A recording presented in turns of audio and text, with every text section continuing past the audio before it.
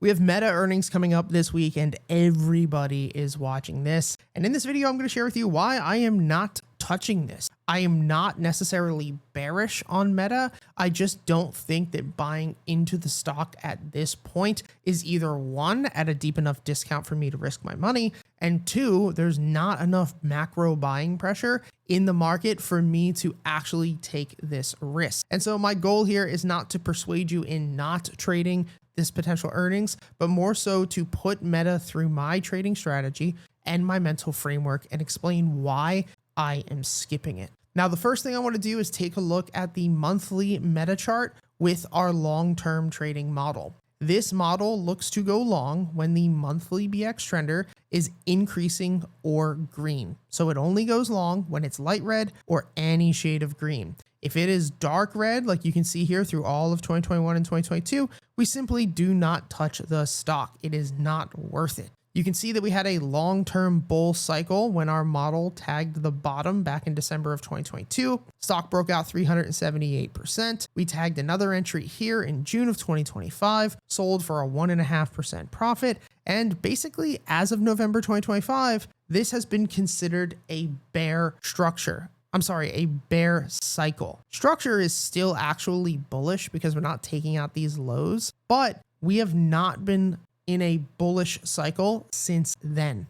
Now, following this strategy alone for the past 13 years on Meta, we have about a 78% win rate, which is very, very high. Normally, this strategy only pulls about a 50% win rate. So I think that over the next 10 years, that specific win rate for Meta should go down a little bit. But what gives our strategy such viability and profitability is the average risk versus reward. When we win, our average win is 11 times our average loss. So the goal here is not to always be right. It's to know that when we're going to risk our money, we are going to do it in an environment that is going to print a massive breakout to the upside. And more importantly, is going to keep us out of these crappy situations that you see here, such as 2021 to 2022. And in my opinion, not just playing these significant breakouts is what we want, but we really want to sit out of the crappiest situations possible. Imagine just tying up your money in Meta from November 2021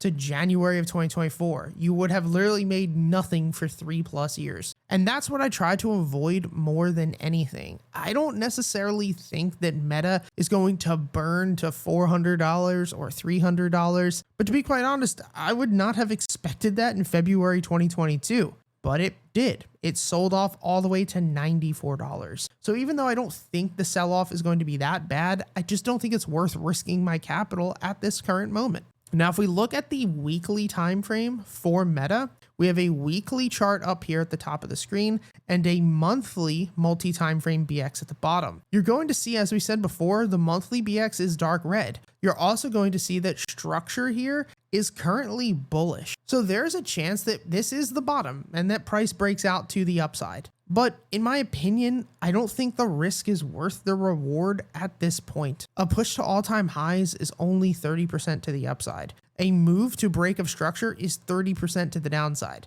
That is a 1-to-1 risk versus reward ratio, which is not worth it in my opinion. So personally, I'm not buying this. I don't love the macro cycle on the BX. I don't love that we're under the weekly market bias, which you can see is now red. And I don't love the idea that price could potentially fall another 24 to maybe even 30%. I think the best bet for me personally is just to sit out. If Meta breaks out tomorrow off of stellar earnings, that's awesome. I'll miss a 30% move to the upside, but I'm okay with that. There are plenty of other stocks that are meeting my criteria that I can currently trade. And if price does sell off massively, then it's just going to build a bigger buffer for me and make the stock fall to further of a discount to where when I'm actually ready to pull the trigger on this stock, I'm going to have massive upside. Let me know what you think down in the comments, whether you think I'm wrong or right and what you are doing specifically. And if you want access to all of the indicators that you see in this video, as well as learn how to use all of them for free, the link is down in the description. Our course library has access to all of them. Over 27,000 people have taken our courses and using our indicators, and I hope that they help.